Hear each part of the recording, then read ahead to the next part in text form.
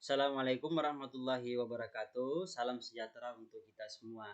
Kembali lagi bersama kami. Pada kesempatan kali ini kita akan melanjutkan pembahasan materi fisika dasar. Nah, kebetulan pada episode kali ini kita masuk dalam materi fluida. Nah, kita langsung saja. Yang pertama akan kita bahas adalah arah gaya. Misalkan kita punya wadah seperti ini. Kemudian kita masukkan zat cair ke dalamnya, zat cair statis. Nah, maka akibat zat cair ini dia akan memberikan gaya ke semua arah,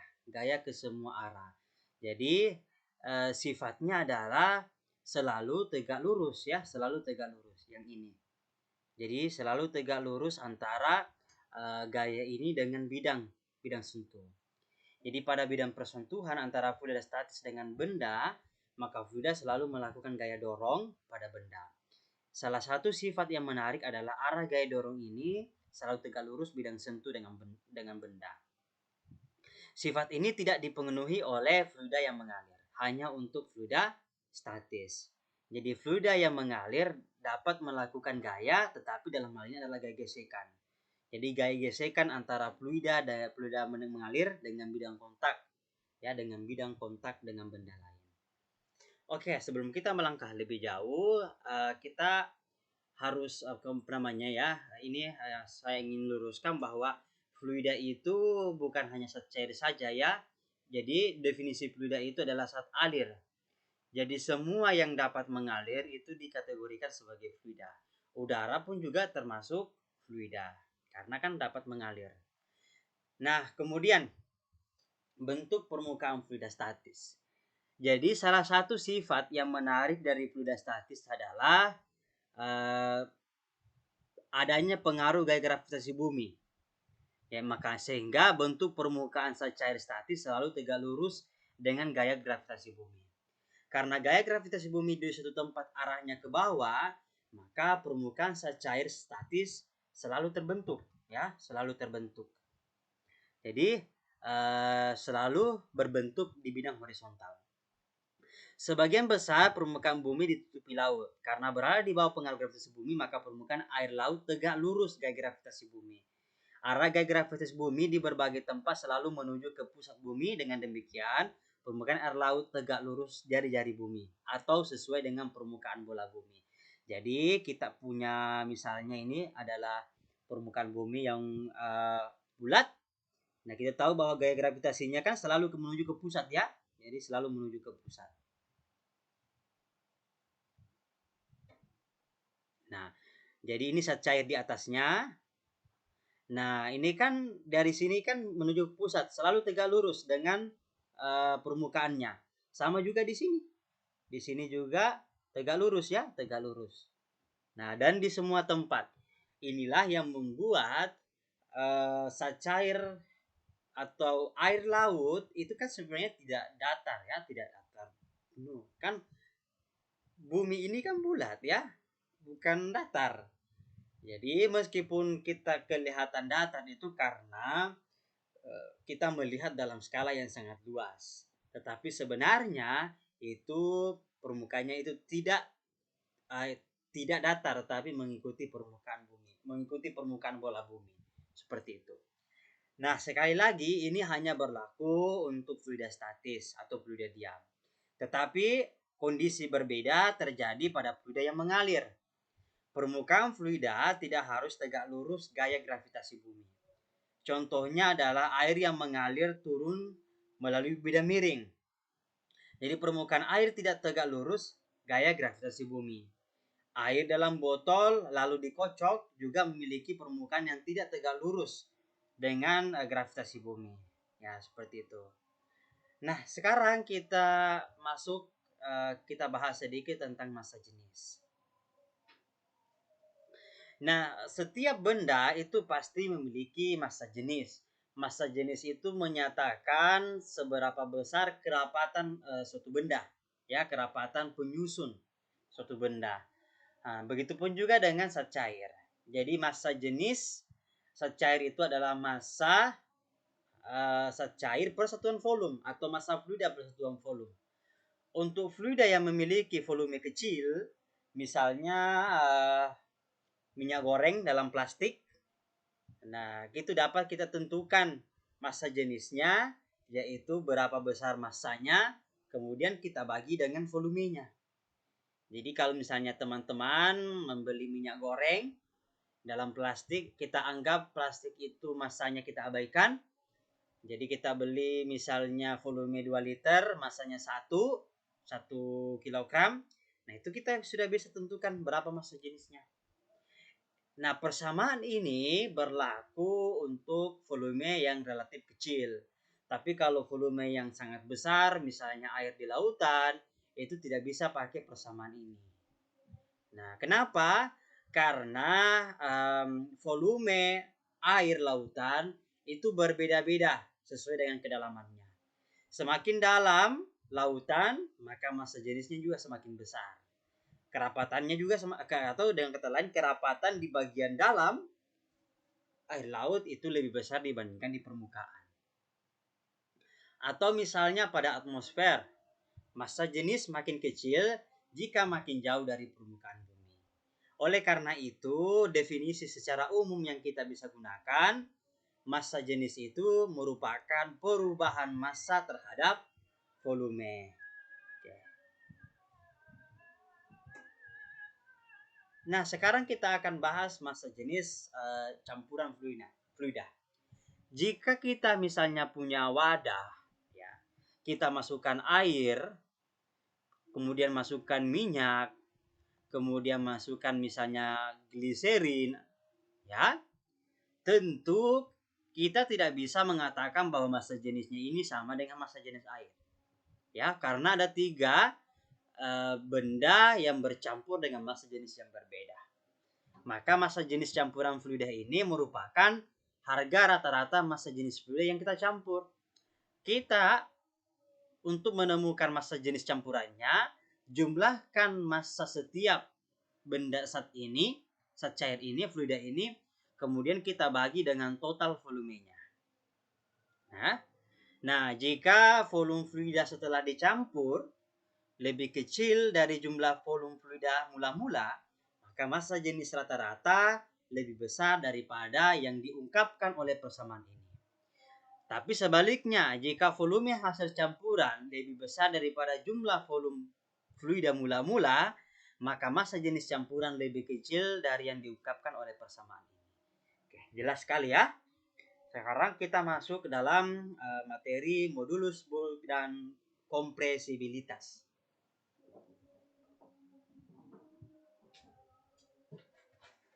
Nah, apa sebenarnya modulus bulk itu? Jika misalnya kita punya sebuah wadah seperti ini, wadah plastik, kita masukkan zat cair ke dalamnya, jadi ada zat cair ke dalam, kemudian kita berikan tekanan, ya, maka semakin kuat fluida ini mempertahankan volume awalnya. Ketika kita berikan tekanan, maka bisa dikatakan bahwa modulus bulknya semakin besar. Jadi modulus bulk itu berkaitan dengan ketahanan fluida terhadap tekanan. Seberapa besar dia menjaga volumenya ketika diberikan tekanan. Oleh karena itu, persamaan modulus bulk itu sama dengan minus volume awal dikalikan dengan perubahan tekanan yang kita berikan, kemudian dibagi dengan perubahan volume. Ya, ini ya modulus bulknya. Jadi sekali lagi modulus bulk itu menunjukkan seberapa besar sebuah fluida itu mempertahankan volumenya ketika diberikan tekanan. Ya, kita lanjut. Jadi tanda negatif ini diberikan karena volume benda akan mengecil jika diberikan tambahan tekanan. Konstanta B inilah yang kemudian kita kenal dengan modulus bulk fluida. Nah, berikut adalah tabel-tabel nilai modulus bulk pada berbagai jenis fluida. Nah, kita dapat lihat bahwa yang paling besar nilai modulus bulknya adalah raksa, yaitu 41,4 kali 10 pangkat 9. Artinya apa? Raksa ini paling tahan dalam mempertahankan volumenya ketika diberikan tekanan. Sedangkan yang paling kecil adalah udara, yaitu 1,4 kali 10 pangkat 4 ya, kali 10 pangkat 9 Pascal. Nah ya. Jadi udara ini paling mudah berubah volumenya ketika diberikan tekanan. Kemudian kita lanjut, ada yang dikenal dengan istilah kompresibilitas. Nah, kompresibilitas ini mengukur kemudahan perubahan volume fluida jika diberikan tekanan. Jadi jika fluida berupa gas, maka tekanan dapat mengubah volume gas dengan mudah. Kita katakan gas itu merupakan fluida yang sangat kompresibel. Kompresibilitas berlawanan dengan modulus bulk. Nah, tadi kalau modulus bulk itu adalah perubah ketahanan dia mempertahankan volumenya. Nah, kebalikannya dengan kompresibilitas. Nah, jadi kalau kompresibilitas mengukur berapa mudah fluida mengalami perubahan volume. Oleh karena itu, ya kompresibilitas itu sama dengan seper modulus bulk. Ini persamaannya. Oke, jelas sekali ya. Kemudian kita lanjut ke tekanan hidrostatis. Nah, salah satu sifat menarik yang dimiliki oleh secair, ya secair statis adalah adanya tekanan yang dilakukan pada benda yang dicelupkan ke dalam secair. Misalkan begini nih, ya. Jadi tekanan yang diberikan oleh secair ini muncul karena benda yang ini menahan berat secair di atasnya. Yang ini. Makin dalam posisi benda, makin tebal secair di atas benda tersebut. Kalau makin tebal, berarti makin besar jumlah secair yang menekan. Berarti makin berat. Semakin banyak, berarti semakin berat. Akhirnya, semakin besar pula tekanan yang dirasakan oleh benda ini. Itulah tekanan inilah yang disebut dengan tekanan hidrostatis, atau tekanan yang dihasilkan oleh secair yang diam. Nah, kita misalkan sebuah plat dengan luasan S berada pada kedalaman H. Berarti plat ini akan mengalami tekanan air yang ada tepat di atasnya. Bukan semua ini ya, tetapi yang sesuai dengan volumenya saja. Kita masih ingat bahwa volumenya ini adalah ketinggian dikali dengan luasan plat S. Berarti volume sama dengan H dikali S. Sedangkan kita tahu bahwa rho itu adalah massa jenis secair, massa per volume. Atau massa sama dengan rho dikali volume. Rho ini volumenya adalah HS, berarti massanya sama dengan rho HS. Nah, dengan demikian, berat secair yang ditahan oleh plat adalah W sama dengan massa dikali gravitasi, rumus berat, sama dengan rho dikali H dikali S dikali Y. Sehingga tekan itu kan sama dengan gaya dibagi dengan luasan permukaan yang ditekan. Gaya dalam ini adalah gaya berat, berarti rho HSG yang ini dibagi dengan S. Kita peroleh rho GH. Inilah persamaan tekanan hidrostatis. Nah, tetapi ingat bahwa si plat ini selain mengalami tekanan hidrostatis, dia juga sebenarnya mengalami tekanan oleh atmosfer, ya, tekanan dari luar. Oleh karena itu, tekanan total itu sama dengan tekanan dari luar ditambah dengan tekanan hidrostatis, atau P sama dengan P0 tambah rho GH. Nah, ingat, ini berlaku jika ada tekanan udara. Tetapi jika ditempatkan di dalam ruangan hampa udara atau vakum, maka P0-nya itu 0. Jadi tekanan hidrostatis menjadi rho GH jika ditempatkan di ruang hampa. Nah, kemudian kita lanjut ketinggian permukaan benda. Jadi ini ada sebuah wadah yang disambungkan, ya, ini titik A, titik B, titik C. Ini H1, ini H2, H3. Nah, kita perhatikan garis horizontal yang ini tepat di dasar semua pipa vertikal. Nah, tekanan hidrostatis di titik A, B, dan C adalah PA sama dengan rho GH1, P PB Rho G H2 dan PC Rho G H3. Jika salah satu tekanan lebih besar dari yang lain, maka tekanan tersebut mendorong fluida ke lokasi yang bertekanan rendah. Jadi kalau misalnya salah satunya ada yang lebih besar, maka karena tekanan itu akan mendorong fluida untuk naik lebih di atas. Misalnya nih, H1 di sini lebih besar tekanannya, maka fluida akan terdorong sehingga H2 sama H3 lebih tinggi. Ya, seperti itu ya. Dan yang lain, oke. Jadi kalau ini lebih besar, maka fluidanya terdorong ke yang lebih bertekanan rendah. Nah, jadi akan terjadi aliran fluida dari lokasi yang bertekanan tinggi ke lokasi yang bertekanan rendah. Ini bertentangan dengan sifat cair statis yang diam. Ya. Jadi agar fluida tetap diam, maka tekanan A, B, C harus sama. Di sini, di sini, di sini harus sama. Nah, ini hanya mungkin terjadi jika ketinggian fluida pada semua pipa sama. Ya kan? Apa kesimpulannya?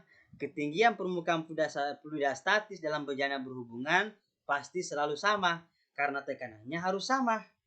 Ya kan? Tekanannya harus sama. Kan tadi kan di awal yang ini kita sudah ketahui bahwa zat cair akan memberikan tekanan ke segala arah dengan gaya yang sama. Oke. Kemudian, nah, ada kasus di mana seperti ini, ya, seperti ini. Ini vakum, ini tidak. Jadi kalau misalnya ini kan vakum berarti tidak ada tekanan udara ya. Berarti ketinggiannya H1. Tapi kalau dia ada tekanan udara, berarti tentu saja ketinggiannya akan berbeda ketika di ruang vakum. Makanya H2-nya ini lebih kecil dibanding H1. Jadi jika di permukaan zat cair, di permukaan atas zat cair telah ada tekanan PO, maka tekanan di dasar zat cair menjadi P0 tambah Rho G H2. Yang ini. Kenaikan zat cair adalah sedemikian sehingga tekanan total di dasar persis sama dengan dorongan yang diberikan. Dengan demikian P sama dengan P0 tambah Rho G H2. Atau H2-nya menjadi P tambah P0 dibagi Rho G. Nah, sifat zat cair yang menghasilkan tekanan hidrostatis dapat digunakan untuk menentukan massa jenis zat cair lain jika massa jenis suatu zat cair sudah diketahui atau zat cair referensi. Syaratnya adalah zat cair yang akan diukur massa jenisnya tidak boleh bercampur dengan zat cair referensi. Contoh misalnya air dan minyak. Ya, air dan minyak. Nah, metode pengukuran adalah menggunakan pipa berbentuk huruf U seperti pada gambar. Prinsip yang harus dipahami adalah pada ketinggian yang sama, tekanan di dalam zat cair yang sama adalah sama. Nah, pada gambar titik A dan B memiliki ketinggian yang sama dan berada pada zat cair yang sama. Dengan demikian, tekanan di titik A dan B persis sama. Oke, begini. Jadi awalnya ada zat cair nih, yang hitam ini. Misalnya adalah air ya, air. Air kan kita ketahui massa jenisnya. Nah, sedangkan kita punya zat cair lain, yang ini, tetapi kita ingin mencari berapa massa jenisnya. Ya, berapa massa jenisnya. Nah, jadi kita masukkan dulu air. Kita masukkan air, awalnya itu pasti akan datar ya. Pasti akan datar, memenuhi tadi hukum yang pertama. Hukum yang ini. Memenuhi yang ini. Nah, pasti akan datar. Nah, setelah kita masukkan zat cair yang lain, nah, ini kan memiliki massa jenis berbeda. Ya, kita masukkan, maka ini akan terdorong. Ketinggian air ini tidak akan sama lagi dengan ini. Ya, coba lihat. Dia memiliki H2. Jadi ini akan naik terdorong akibat dorongan ini. Beratnya ini. Tekanannya ini ya. Nah, kita tinggal ukur. Yang ini kan H1. Ya kan, ini H1. Sedangkan yang ini, ya kita ambil acuan, ini adalah titik A, ini titik B. Ini kan pasti sama ya. Ya. Ini titik A, titik B. Ketinggiannya sama. Kemudian ini Y, ini juga Y. Nah, yang ini H2. Ini H2. Nah, tekanan di titik A, tekanannya di sini pasti merupakan tekanan dari zat cair yang ini dijumlahkan oleh tekanan yang ini. Tekanan yang ini. Ya kan? Oleh karena itu PA, tambah ini juga tekanan udara. Oleh karena itu tekanan di A itu sama dengan tekanan udara yang ini dijumlahkan dengan tekanan yang ini, berarti ρ1 GH1 dijumlahkan dengan tekanan ini atau ρ2 GY, ya, ketinggiannya. Nah, kita akan peroleh persamaan yang ini. Kemudian di titik B, tekanan di titik B yang ini itu sama dengan tekanan dari luar, kemudian tekanan yang ini ρ2, ya, ρ2 GH2, kemudian ditambah tekanan yang ini atau ρ2 G dikali Y. Nah, kita tahu bahwa ya kita sepakati tadi bahwa tekanannya harus selalu sama di setiap ini. A, B, C pasti sama. Nah, berdasarkan ke ininya, posisinya berarti A pasti sama dengan B tekanannya. Jadi tinggal kita samakan PA sama dengan PB. Ini kita samakan dengan ini, maka dengan permainan matematika kita akan peroleh bahwa ρ1H1 sama dengan ρ2H2. ρ1H1 sama dengan ρ2H2. Oke, jelas ya? Sekarang kita lanjut ke hukum Pascal.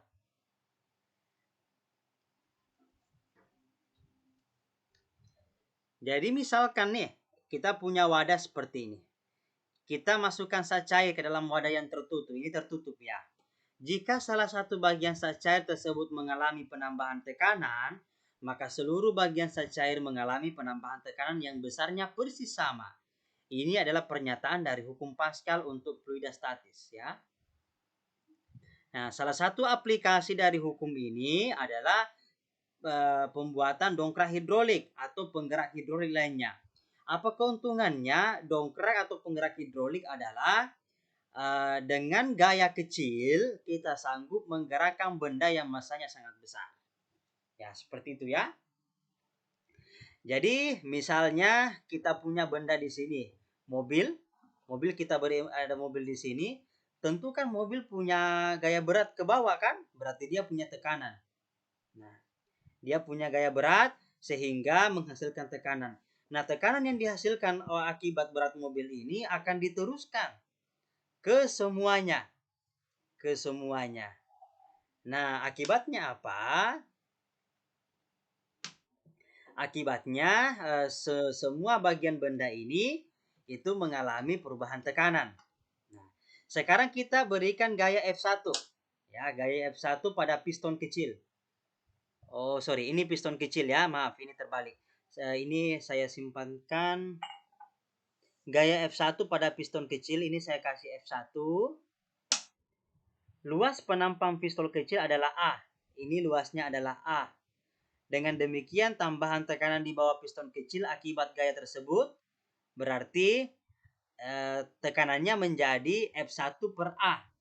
Nah, berdasarkan hukum Pascal, seluruh bagian dalam zat cair mengalami perubahan tekanan yang sama besar. Jadi, ini tadi kan W. Ini tadi misalnya berat mobil ya. Berat mobil. Ini A misalnya, A besar.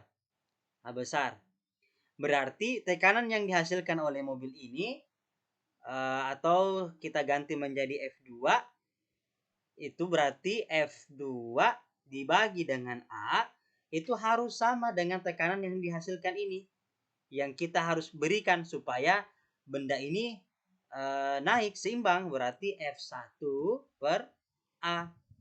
Berarti F1 itu sama dengan F2 per A dikali A. Ya, seperti itu ya. Jadi, dengan gaya kecil kita dapat mengangkat benda yang beratnya jauh lebih besar. Seperti itu. Itu salah satu penerapan dari hukum Pascal.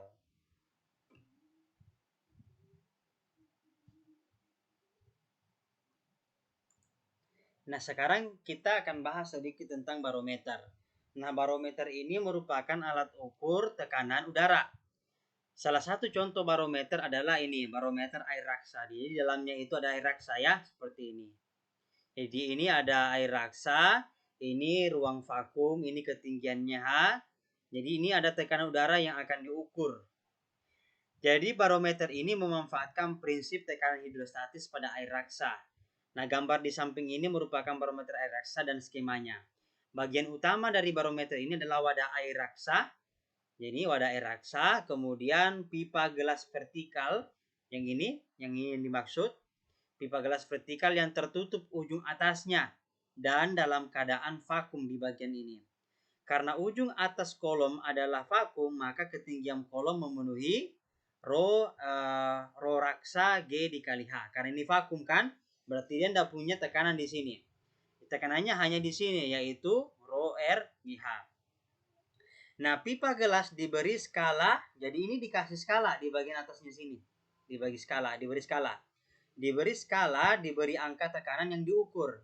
Jika barometer dibawa ke permukaan laut, maka tekanan udara menjadi 1 atm atau 1,01 kali 10 pangkat 5. Tetapi dengan menggunakan data massa jenis air raksa, yaitu 13.600 kg per meter kubik, maka ketinggian kolom air raksa menjadi 0,76. Inilah yang akan dikonversi.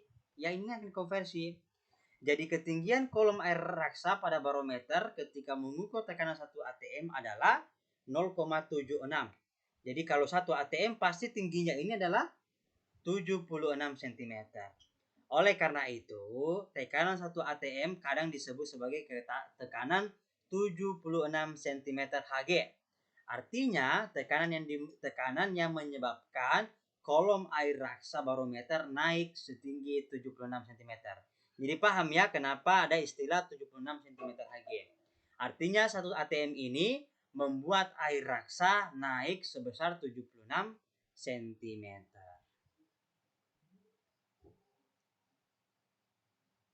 Sekarang kita masuk ke gaya angkat Archimedes.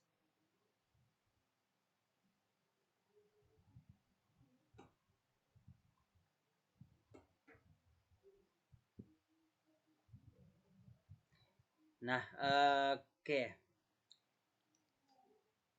Ini sebuah benda dengan volume panjang kali lebar kali tinggi ditempatkan di dalam cair dengan kedalaman H1 ya, kedalaman H1 dan ini tercelup semuanya ya, tercelup karena kan ada kedalamannya H1. Jadi cair menghasilkan gaya angkat pada benda. Jadi ada gaya angkat yang dihasilkan ya. Nah, gaya angkat pada benda yang tercelup di dalamnya. Tekanan total pada permukaan atas balok masih ingat P1 sama dengan P0 tambah rho GH1. Tekanan total pada permukaan bawah balok ya, itu sama dengan jadi tekanan total di atas di sini ya, tekanannya di sini sama dengan P0 tambah rho GH1. Sedangkan tekanan yang dialami oleh yang di bagian bawah itu P0 ditambah rho H1 tambah T. Ya, yang ini. P0 tambah rho H1 tambah T. Luas permukaan atas dan permukaan balok sama, yaitu A. Sama dengan panjang kali lebar. Dengan demikian, gaya ke arah bawah pada permukaan atas balok adalah berarti gaya ke arah bawah ini yang di bagian atas ini sama dengan P1 yang ini dikali dengan A. Atau kita peroleh rho 0 tambah rho GH1 dikali PL. Sedangkan di bagian bawah ini gaya ke arah atas pada permukaan balok yaitu P2 dikali A. Nah, sedangkan P2-nya kan ini P2-nya. P0 tambah rho GH1 ditambah rho GT ya, dikali dengan PL. Nah, tinggal kita gaya netokan. Nah, gaya neto yang ke bawah dan yang ke atas itulah yang disebut dengan gaya A, gaya ke atas atau gaya apung. Jadi gaya yang dialami di bagian atas ini dengan yang di bagian bawah itulah yang disebut dengan gaya atas. Yaitu F2 dikurangi F1 atau rho G dikali V. VB itu adalah volume benda. Jadi rho itu adalah massa jenis cair, VB itu adalah volume benda yang tercelup. Nah, gaya angkat oleh cair dikenal juga dengan gaya angkat Archimedes. Karena yang pertama kali menemukan atau merumuskan adalah Archimedes. Dari persamaan di atas tampak jelas bahwa gaya angkat Archimedes sama dengan berat cair yang dipindahkan. Ya kan? Berat, ini coba lihat ini. Ini kan rho G. Rho G VB itu kalau ini sama dengan WB. Yaitu berat cair yang dipindahkan. Rho cair ya. Nah, kemudian kita lanjut.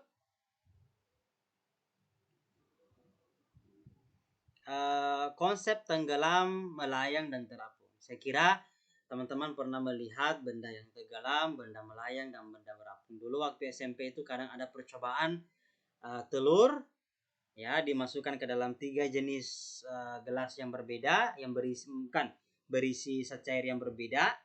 Ada air biasa, ada air yang sangat asin, ada air yang sedikit asin. Nah, itu kita bisa lihat di situ bagaimana telur itu terapung, tenggelam, dan melayang. Oke.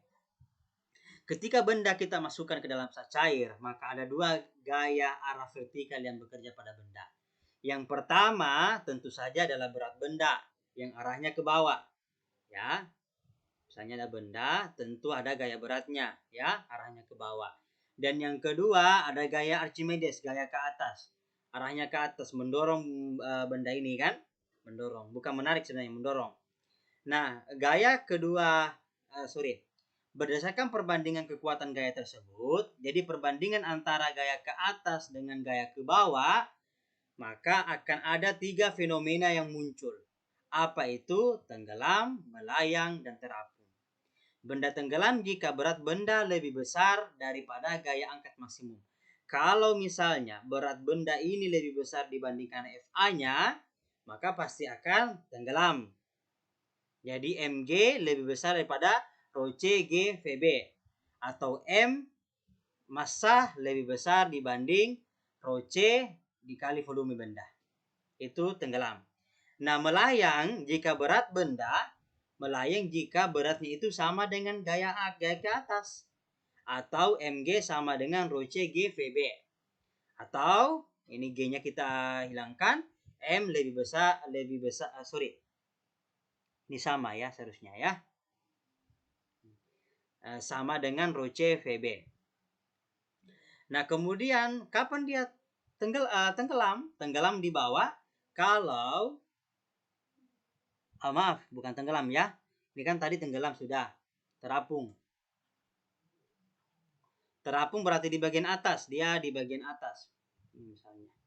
Nah, terapung itu jika berat benda yang ini lebih kecil dibandingkan gaya angkatnya. Jadi Mg sama dengan Mg W itu lebih kecil dibanding rho C G VB, atau G-nya kita hilangkan, M lebih kecil dibanding rho C dikali VB. Oke, seperti itu ya. Itulah konsep tenggelam, melayang, dan terapung. Tenggelam itu berarti di bagian bawah, melayang itu di tengah-tengah, terapung itu di bagian atas.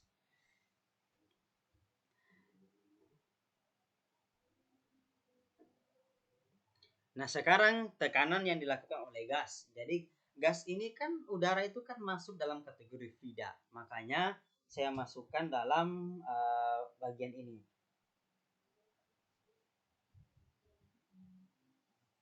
Nah, berbeda dengan zat cair maupun zat padat, gas selalu memenuhi seluruh ruang dalam wadah. Jika dimasukkan dalam wadah, maka molekul gas cenderung bergerak ke segala arah secara seragam. Oleh karena itu, tekanan dalam gas selalu sama di setiap titik. Ya. Tekanan gas dihasilkan oleh tumbukan molekul-molekul gas pada benda-benda yang bersentuhan dengan gas. Molekul-molekul gas selalu bergerak secara acak. Jadi ketika mengenai permukaan benda, maka molekul tersebut mengalami pemantulan. Pemantulan molekul menghasilkan gaya pada permukaan benda. Karena permukaan benda memiliki luas, maka permukaan benda merasakan adanya tekanan. Nah, ini ya. Jadi misalnya kita punya sebuah wadah. Ini ada masing-masing ya, ada gas, molekulnya dengan arah yang bervariasi. Ada yang ke sini, ada yang ke sini. Menumbuk ya, menumbuk dinding, terpantul, menumbuk lagi dinding yang lain, atau tumbukan antara sesama molekul juga bisa terjadi ya. Jadi sesama molekul gerakannya acak, tidak sama kalau zat padat ya. Kalau zat padat itu pada umumnya susunan molekulnya lebih rapat, lebih teratur. Tapi kalau gas itu sangat acak dan kurang teratur. Nah, pemantulan molekul inilah yang menghasilkan gaya ke permukaan benda ini.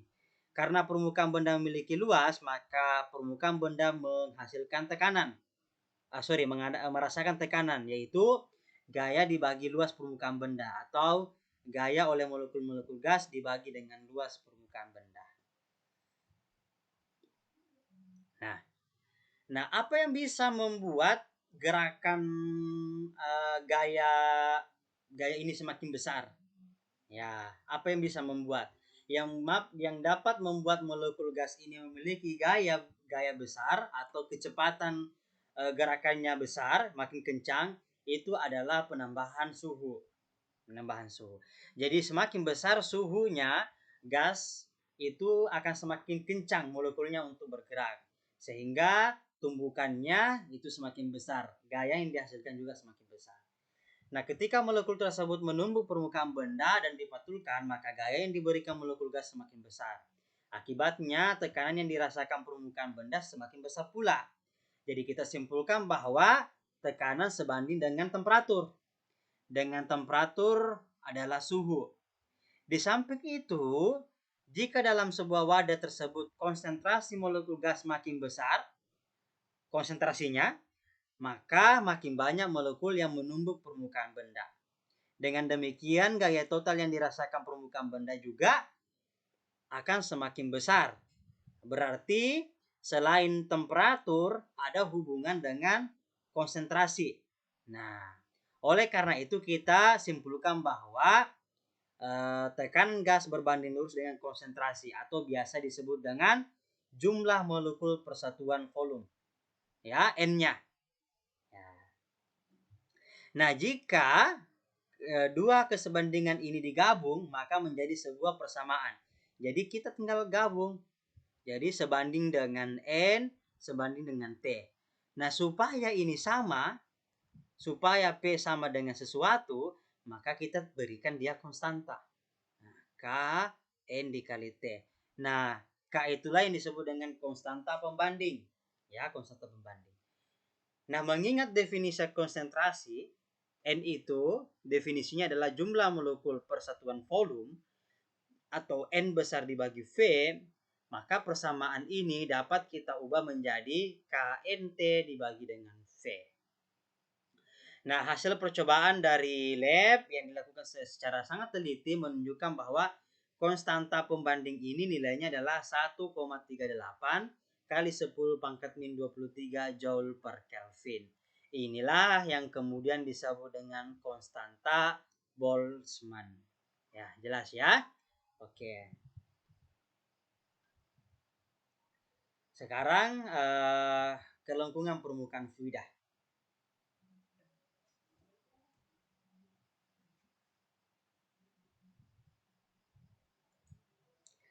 Nah, jadi kelengkungan permukaan fluida disebabkan kalau misalnya teman-teman memasukkan minyak ke dalam sebuah gelas atau tabung gelas, kemudian diperhatikan, nampak bahwa akan ada bentuknya yang tidak datar. Jadi terjadi cembung seperti ini. Inilah yang disebut dengan menikus cekung ya, cekung seperti ini. Nah, berbeda kalau misalnya raksa, kita masukkan ke dalam wadah, dia akan cembung seperti ini. Nah, ini erat kaitannya dengan istilah kohesi dan adesi. Jadi kelengkungan permukaan fluida ini disebabkan karena adanya gaya tarik antara molekul air atau molekul fluida dengan atom pada permukaan gelas. Jika gaya tarik antara molekul fluida dengan atom pada permukaan jadi begini, jika gaya tarik antara molekul-molekul zat cair ini dengan molekul-molekul wadah besar yang ini ya, maka akan muncul menikus cekung seperti ini. Tetapi jika gaya tarik menarik antara jika gaya tarik menarik antara molekul-molekul zat cair ini atau kita sebut dengan kohesi besar, maka akan muncul menikus cembung seperti ini. Tetapi kalau gaya tarik antara molekul zat cair fluida dengan dinding atau disebut adesi itu adalah gaya tarik menarik antara molekul yang berbeda.